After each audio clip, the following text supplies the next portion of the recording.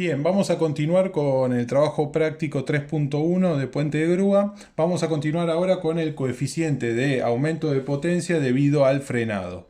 El procedimiento es muy similar al del coeficiente de aumento de potencia debido a la aceleración, y este coeficiente tiene sentido solamente cuando yo freno a mi movimiento de traslación utilizando el motor. Obviamente, cuando yo utilice el motor como freno, lo que voy a tener es un consumo de energía que se va a reflejar en un aumento de la temperatura del motor. Por lo tanto, cada uno de estos frenados hay que considerarlo, y en caso de que la magnitud de los mismos sea muy importante, lo que vamos a tener que hacer es colocar un motor más grande para que no se sobrecaliente y no supere su temperatura máxima de operación. Empezamos todo el análisis análogo a lo que veníamos haciendo. Vamos a tener un momento de inercia de freno que va a ser igual a la relación entre la masa, o sea, es el peso sobre la gravedad. Por lo tanto, es la masa de todo nuestro cuerpo o de nuestro puente de grúa más carga a frenar, o sea que es la masa de plena carga, por la velocidad de traslación al cuadrado dividido la velocidad del motor al cuadrado. Por otro lado, obviamente vamos a tener el J del motor y el J del reductor, y ya vimos cómo se calculaba en el paso anterior. Entonces el J total va a ser la sumatoria de momento de inercia de freno más el del motor más el del reductor. Lo que cambia aquí es que nuestra cupla de freno ya no va a ser la sumatoria de dos cuplas, sino que va a ser la diferencia de dos cuplas, que va a ser una cupla decelerante que va a entregar el motor menos la cupla de plena carga, que va a ser la cupla que me dé mi carga cuando quiera seguir avanzando en el sentido que estaba avanzando. Por lo tanto, la cupla decelerante, de una manera muy similar a lo que teníamos para la cupla acelerante, va a ser igual a la sumatoria de J por la velocidad del motor dividido el tiempo de freno por 2 menos el rendimiento. En este caso, el rendimiento pasa del otro lado porque cualquier pérdida por rendimiento lo que nos hace en definitiva es perder energía cinética y por lo tanto nos ayuda a frenar. Y la cupla de plena carga sigue siendo también CPC por el rendimiento dividido 2 menos rendimiento, por la misma razón. Todo lo que es la pérdida de la cupla motriz por culpa del rendimiento reductor, en definitiva me está ayudando a frenar. Vamos reemplazando y dejamos todo en función de la relación de cupla de freno y cupla de plena carga, y como podemos ver, la fórmula de KF es análoga a la fórmula de KA, pero reemplazando los valores de los coeficientes de freno y de plena carga. Lo mismo también se puede determinar el factor con la fórmula utilizando el número de arranques hora, que en definitiva, si yo tengo un arranque hora, voy a tener también un frenado hora, ¿no? Porque tengo que tener la misma cantidad de arranques que freno para que el ciclo esté completo, y el factor de marcha. Por último, una vez que determiné los tres coeficientes, el coeficiente de corrección por marcha en vacío, el coeficiente de corrección por aceleración y el coeficiente de corrección por frenado, lo que hago es calcular la potencia intermitente del motor, que es la que voy a utilizar para seleccionar el motor, que va a ser igual a la potencia de plena carga por el producto de todos los coeficientes. El resultado de esta potencia intermitente puede ser igual a la potencia de plena carga, puede ser mayor a la potencia de plena carga o puede ser menor a la potencia de plena carga. Obviamente va a depender muy fuertemente de cada uno de los coeficientes, porque por más que todos estos coeficientes, por ejemplo el de freno y aceleración, sean 1.1, si el factor de marcha en vacío es muy bajo, por ejemplo 0.5, el resultado integral de los tres va en definitiva a cerrar en una potencia intermitente más baja. Una vez que determinamos la potencia intermitente, nos fijamos en un catálogo y seleccionamos la potencia normalizada inmediatamente superior, y ese sería nuestro motor seleccionado. Vamos a avanzar ahora con el cálculo de nuestro motor de elevación, o sea, el motor que tenemos arriba del carro y que nos permite elevar la carga enganchada en nuestro sistema de elevación, y después, obviamente, descender esa carga. Porque recuerden que la carga no desciende por gravedad, sino que tiene que descender por el movimiento del motor para que el mismo sea del tipo controlado. Entonces, el procedimiento es análogo, tiene algunas diferencias. Nos vamos a concentrar en las diferencias. Primero calculamos la potencia de plena carga, que va a ser igual a la masa de la carga por la gravedad por la velocidad de elevación sobre el rendimiento. En este caso, como nosotros estamos elevando una carga, nosotros tenemos que vencer toda la energía, tenemos que entregar toda la energía potencial, ¿está bien? Por lo tanto, acá no tiene sentido la utilización del factor de rodadura, porque no hay ninguna rodadura. Por lo tanto, la carga o la potencia va a ser de la carga total y no de una fracción de ella. Una vez que determinamos la potencia de plena carga, calculamos la cupla de plena carga como la relación entre la potencia y la velocidad. Ahora, el próximo paso es calcular el coeficiente KB de reducción de potencia por marcha en vacío. Acá tenemos otra de las grandes diferencias con respecto al movimiento de traslación. En el movimiento de traslación habíamos dicho que nosotros teníamos un movimiento de traslación con carga y un movimiento de traslación sin carga.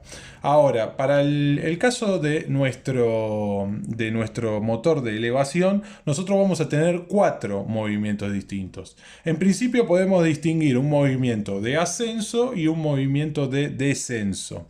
Ya de por sí esos dos movimientos van a ser distintos porque en el movimiento de ascenso yo tengo que entregar la energía potencial a mi elemento a elevar y encima tengo que vencer todas las pérdidas que no me ayudan para nada. Cuando yo estoy bajando mi carga, en definitiva yo lo que estoy haciendo es absorbiendo la energía potencial y evitando que mi carga se acelere. ¿Está bien? Por lo tanto, todo lo que es en el movimiento de descenso, las pérdidas lo que me van a hacer es ayudar a que no se me acelere mi máquina. Por lo tanto, lo que va a observar el motor como cupla va a ser distinto en el movimiento de ascenso que en el movimiento de descenso. Ahí voy a tener 2 de los movimientos.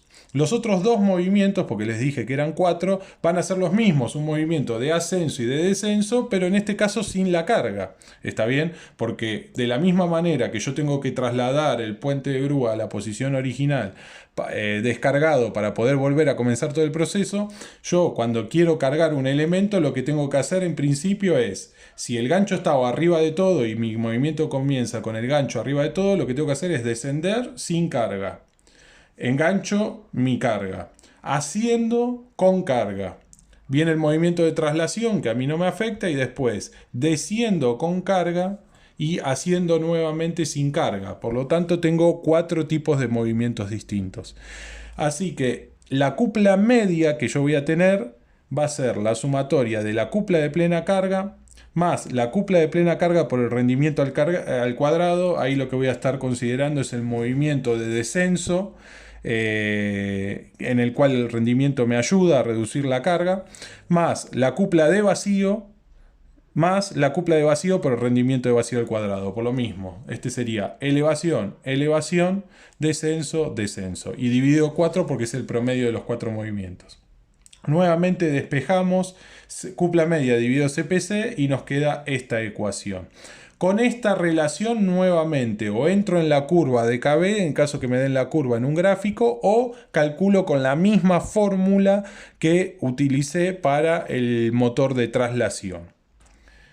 Pasamos ahora al coeficiente de aumento de potencia por aceleración y freno. En este caso no hay ninguna diferencia entre el cálculo que realizamos para el motor de traslación con el cálculo que realizamos para el motor de elevación. ¿Por qué? Porque tanto para acelerar como para frenar nosotros tenemos las mismas condiciones que teníamos para nuestro motor. Van a depender de las características de la carga a acelerar y de la carga a frenar. Por lo tanto, el método de cálculo es análogo. Lo único que podemos hacer es que no se tiene en cuenta el momento de inercia de las masas en movimiento. Porque hacer solamente el motor de elevación, el momento de inercia está todo contemplado en el reductor, mientras que el momento de inercia de las masas en movimiento en un motor que se está en un motor de traslación tiene en cuenta la masa total del puente de grúa que tiene un movimiento lineal y que eso se está transformando a través de las ruedas en un movimiento de rotación. Aquí ese tipo de momento de inercia no tiene ningún tipo de sentido. Una vez que calculamos todos los coeficientes, nuevamente la potencia intermitente es el producto de la potencia de plena carga por los 3 coeficientes. Una vez que corregimos esto, lo que nos pide el trabajo práctico como último punto es la determinación de las resistencias de cada etapa del resistor rotórico para el motor de elevación, porque estamos suponiendo que el motor de elevación es un motor de rotor bobinado. En este caso no vamos a hacer hincapié en todo el método, porque esto ya lo vimos en el trabajo práctico número 1.1. Lo único que vamos a decir es que como se tiene que adoptar una corriente mínima y una corriente máxima, que son los 2 rangos donde va a estar trabajando mi motor, hasta llegar a la corriente de funcionamiento nominal a la velocidad de régimen nominal y sin ningún tipo de resistencia adicional. Utilizamos, según el análisis del circuito equivalente, el cálculo de la resistencia del rotor, como la potencia electromecánica por resbalamiento nominal, dividido 3 veces la corriente del rotor al cuadrado por 1 menos el resbalamiento nominal. Después tenemos que la impedancia que vamos a utilizar en nuestro motor va a ser igual a la impedancia secundaria, ¿no? De la tensión de vacío y el rotor abierto de secundario por fase, es un valor de fase que tenemos que utilizar dividido la corriente del rotor. Y la reactancia equivalente va a ser la raíz cuadrada de la diferencia de la impedancia y de la resistencia. Y por último, como habíamos visto, utilizando el método de los triángulos equivalentes, lo que nosotros sabemos es que el resbalamiento de una etapa de frenado va a ser igual al resbalamiento de la etapa anterior por la relación de corrientes I mínimo sobre I máximo. Una vez que determinamos estos valores, podemos calcular nuestra resistencia adicional como el producto del resbalamiento para esa resistencia por la relación entre la tensión y la diferencia de corrientes al cuadrado menos la reactancia al cuadrado menos la resistencia de la etapa previa. Y recuerden que en cada uno de los pasos que nosotros estamos calculando es la sumatoria de todas las resistencias. Por lo tanto, para calcular los pasos tenemos que ir realizando la diferencia de las resistencias. Y así concluye este trabajo práctico. Pueden tomar los datos del aula virtual.